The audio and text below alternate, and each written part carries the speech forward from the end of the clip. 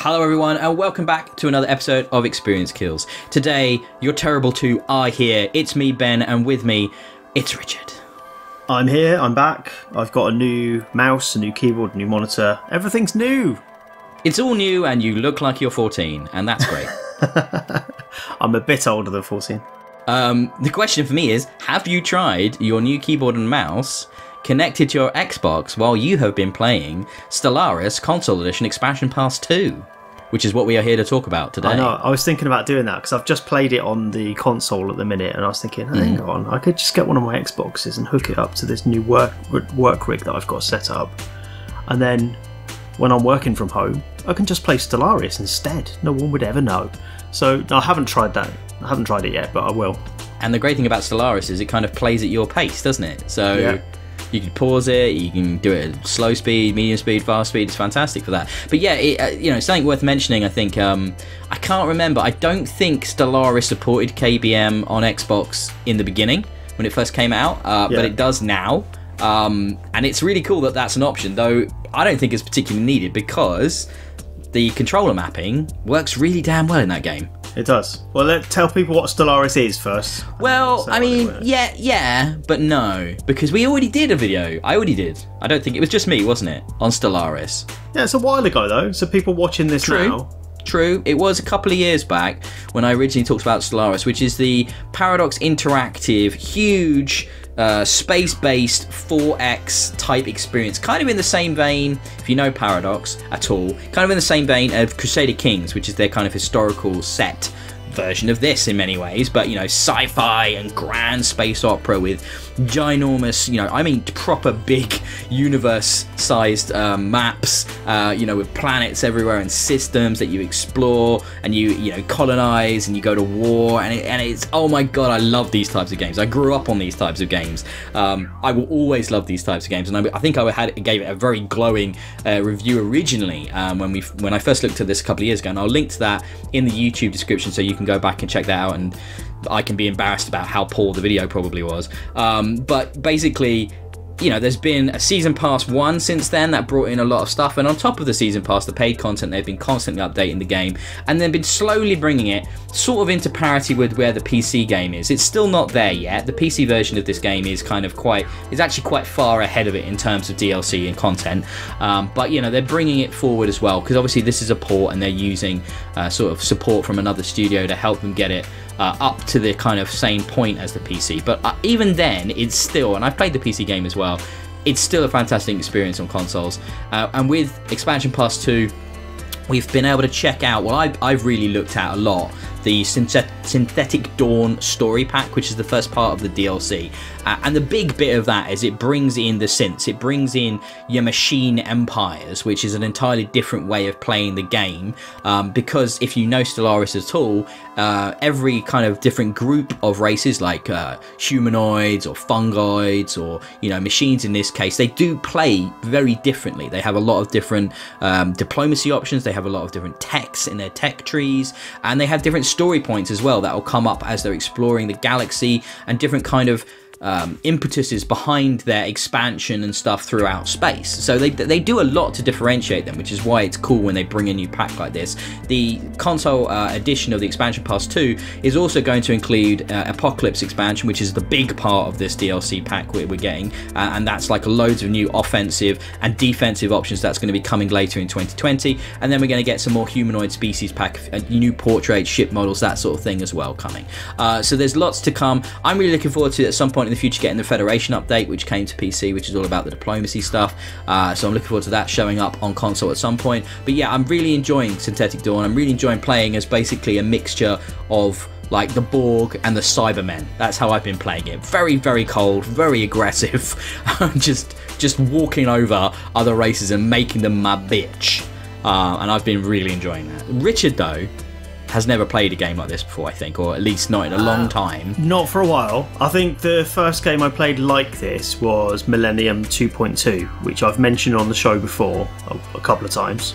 I loved that game. I really loved it, and this reminds me of it a great deal. So what was great about that was It starts out kind of sedate. It's just about managing your resources on the moon, right? Similar to this, you're just managing your resources on your starting planet, thinking about how you can explore further, sending probes out to explore. Very, very similar structure, but what really made it was the writing and the events that happen around that, rather slow-paced and methodical core gameplay loop. And it takes you by surprise, and I thought Stellaris did exactly the same. You'll be just sending out a probe to map a new star system. You'll be waiting for it to come back. You'll be getting new resources coming in and setting up different research bases and stuff like that. You'll think you're getting on fine, and then something terrible will happen. It'll just flash up on the screen to say such and such has been attacked, and you think, oh crap, how do I respond to this? And it just injects that element of action and drama to what is otherwise fairly sedate, and it's a really brilliant contrast that you don't get to feel in many video game experiences, so I appreciated it. How did you find, because I don't know how much time you've put in, I think in my machine playthrough I've done about 20 hours so far, and I'm far from done. And, I've got, 15, 20 systems under my control. I've got lots of star bases expanded out. I've got it basically with resource production now, using kind of the governor style system that I have. It's pretty much automated. I've got to a point where I'm basically, regularly bringing stuff into the point where I've had to up my resource caps and put research and building development into that. And now I'm just aggressively expanding using these fleets that I've got very good tech for, and I'm just like trouncing enemies and having these huge, massive space battles that look incredible, because that's one of the coolest things about Stellaris and games like this, is that you can zoom right in to a single ship, or you can pull out and see the entire universe. It's the kind of level of control and visuals that I only dreamt of as a child, when I was playing these games for the first time on my Pentium 233 or whatever, back in the day. And it's like, oh my god, I would have lost my mind at this back then, and I'm losing my mind at it now. I think it's incredible what we can do with the technology now, and the scope and the scale of these games. And like you said, Rich, and what really sets Paradox apart as a developer is that they have these amazing systems, they have all these resources, and they nail that, but then they do contextualize it in storylines and in events that really make you invested in what's actually going on, and they nail that. So how much have you got into the nitty gritty? How are you doing with, because there's so many resources to manage, and you find more actually as you go through the game as well, and it kind of gets even more complicated. And how are you enjoying that? Are you diplomatic? Are you warring? I'm curious as to how you're playing it. I'm diplomatic, so I've started it twice now. So unbeknownst to me when I first started it, because I'm an achievement whore, the default settings don't let you earn achievements. If you don't have Iron Man switched on, you don't get no Chivos, No, so Iron Man is where you can't save where you like, so if something terrible happens, you just have to kind of suck it up, that is done and dealt with, and you have to move on. So unless you've got that switched on, you don't get any achievements. Because of that, I did put maybe 4 hours in and then started again, but it struck me how different the second playthrough has been so far, because I'm probably another 4 hours in so far, and it doesn't feel like the same game. I feel like I've come across different alien races that are maybe more or less friendly than those I encountered before. Even insurrection within my own ranks this time around, so I've got terrorists that I've got to try and chase down, and that happened really early on in my playthrough, like within half an hour there was a terrorist faction that I had to try and control. Wow, I've not had that happen to me. I guess probably in this playthrough, because I'm playing as machines, there's probably not a lot of machine terrorists. No, so yeah, I thought, well, I've kind of done that, I know how that plays out, I'll just do it again and get the achievements for it, but no, completely different experience. So there is quite a lot to play with, even in the base game, before you get to this DLC. And it feels like one that, once you've gone through a playthrough, you could play it any number of times again and get lots out of it. It's not one that you sort of finish once and you're done with. It's a big old game there. So with the DLC itself, which I've not tried yet, it's just even more options. So you know, if you've already played it and you've got a lot out of it, then I imagine more is better, isn't it? I think in a way, you know, when I got on with Stellaris from the moment one on consoles, it was great because the season passes, you know, it gives you a chance to get grips with the game, and then the season passes bring that extra layer, a little bit more, you know, of DLC, and it's a really nice way of enjoying it. If anything can be said to be critical of the Paradox model, is that they do create a lot of DLC for all their games, and they're always expanding and always developing on it, and it's hard if you come in at near the end to get a grasp of all that. It can be kind of challenging because you've got so many new mechanics and elements that have been added in, and that can be a bit bewildering, I think, and also a big monetary investment. So I think actually this, you know, for me it's been really good on the console here. It's actually been coming at a more sedate pace, and I'm just excited to see where they're going to take it. I don't know if they'll ever do a Stellaris 2 or if they'll just keep innovating on, you know, and adding to what they've got here as the base game, because it's not like a game that's all about the visuals, is it? It's got a really nice presentation and a very easy to understand presentation, like the leaders and stuff, and they're a little bit animated, and they, you know, enough to have personality because they are randomly generated and stuff like that. But at the same time, it's not like a game you go, oh man, this will look so much better on the next generation of graphics card or console hardware. I don't think that's really going to be needed. So hopefully they just keep building on this foundation, because I'm really enjoying just being able to expand upon and develop these different systems. I can't wait to try out the Apocalypse expansion with a whole new take on warfare, new options for like you can destroy entire worlds with planet killer weapons, which is perfect for my evil machine race. Wow. You know, I'm down for that. I'm gonna roll in and just nuke, like take them out, complete planets, like Star Destroyer. Can't wait, you know, Death Star it up. You know, you're going to be able to fight with pirates as well and do things like that, and there's going to be new non-violent game features as well coming in that, so they're balancing out stuff for the diplomacy side of it as well, and that's all coming later this year, and I'm really looking forward to, I just want to roll in with the planet killers, like I really do. A fleet of planet killers, please. I'm going to take out a whole solar system in one go. That's going to be great. That sounds great. I mean, I suppose what we should probably touch on is the amount of stuff that's in the game. Although it's wonderful that there's that much content, it is really daunting to people that are new. From experience, I can say, seeing all the menus, and particularly as a console gamer, there are menus on literally every edge of the screen, filling that space. Yes. And it does a decent job of onboarding for you. It can't go through all of it because you'd have like Monster Hunter level tutorials where it would take hours to get through them all. You just have to kind of soak that up as you see things working, so it starts to make sense in terms of what the different resources are across the top and why you need them.